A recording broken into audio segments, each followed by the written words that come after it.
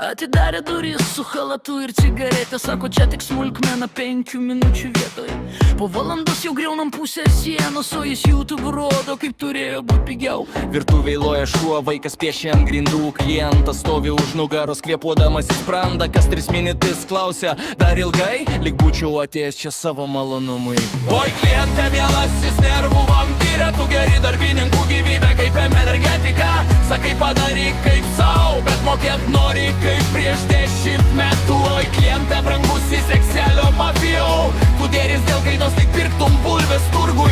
Ir kai darbas baigtas idealiai švariai, tu randi vieną dulkę ir pradedi karą. Vienas prašo nuolaidos už gerą žodį, kitas siūlo atsiskaityt vėliau broli. Trečias vaikšto paskui su kavos puodeliu ir aiškina elektrikui fiziką sieną kreivą. Namas pastatytas 32, bet kaltas aišku tas, kas vakar čia montavo lentyną.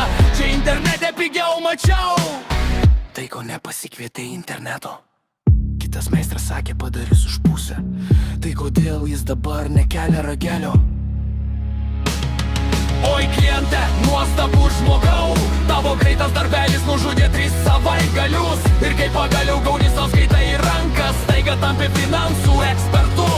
Naktį meistras tyliai sėdi mikriuke, žiūri į rankius kaip į karo veteranus. Telefonas suvibruoja, nauja žinutė. Sveiki, turiu ten vieną smulkų darbelį.